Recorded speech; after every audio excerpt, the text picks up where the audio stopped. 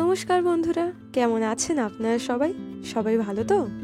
আমার প্রিয় আর্মিস বন্ধুরা, আপনারা নিশ্চয়ই আজকাল সোশ্যাল মিডিয়াতে এই কথাটা অনেক জায়গায় শুনতে পাচ্ছেন যে বিটিএস এর ভি মিলিটারি থেকে ফিরে আসার পর বিয়ে করবেন। তো আজ আমি আপনাদের বলতে চলেছি যে সবাই এই কথাটা কেন বলছে, আর এই কথাটা কি সত্যি নাকি মিথ্যে।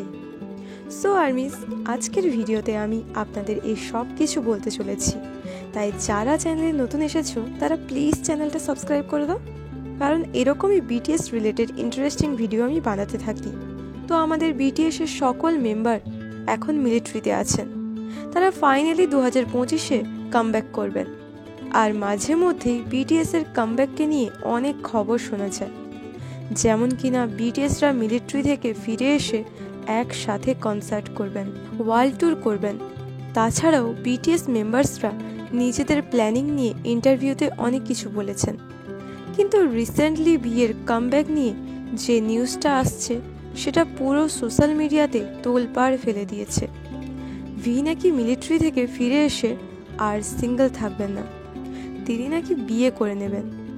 তো আমি আপনাদের বলে দিয়েছি, এই নিউজটা স্টার্ট হয়েছে 3-4 দিন আগে থেকে, কারণ 4 দিন আগে বাংটান টিভিতে বিটিএস এর মুভি বিয়ন্ড দ্য স্টারের 7 এবং 8 নম্বর এপিসোড রিলিজ হয়েছিল। এতে আমাদের অনেক আনসিন ভিডিও দেখানো হয়েছে, যেমন কি ভিয়ের হোম ট্যুর, জিনের চুল কাটা থেকে শুরু করে আরও অনেক কিছু।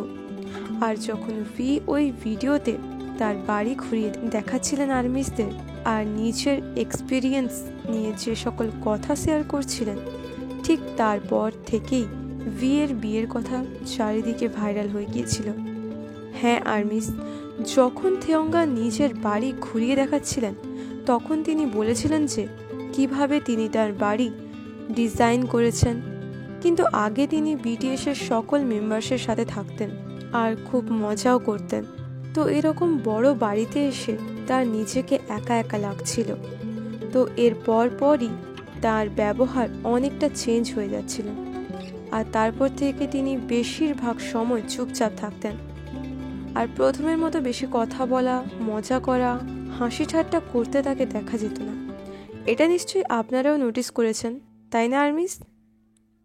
আর থেয়ঙ্গা যেভাবে এই ভিডিওতে বলেছেন যে তিনি এই বড় ঘরে খুব একা একা ফিল করেন আর তার একা থাকতে ভালো লাগে না, এই কথা শোনার পর কয়েকটা ইন্টেলিজেন্ট আর্মিসরা মিলে তারা এটা নিয়ে ভেবে বলে যে এই কথাটার মানে ভি নিশ্চয়ই মিলিটারি থেকে ফিরে এসে বিয়ে করবেই। এটা বিয়ে করার খুব ভালো সময়, আর এটাই কিম থেয়ঙ্গের জন্য ভালো হবে। তো রিয়েল বিটিএস আর্মিস, তোমরা নিশ্চয়ই বুঝতে পারছো যে ভিয়ের বিয়ের নিউজটা কোথা থেকে শুরু হয়েছে।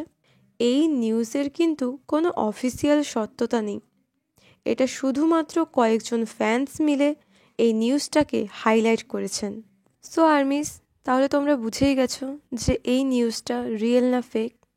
একেবারেই ফেক, কারণ যে কয়েকজন আর্মিসরা মিলে নিজের মন গড়া কাহিনীকে ভাইরাল করে দিয়েছে, সেই কথাটাকে রিয়েল ভাবার কোনো দরকার নেই।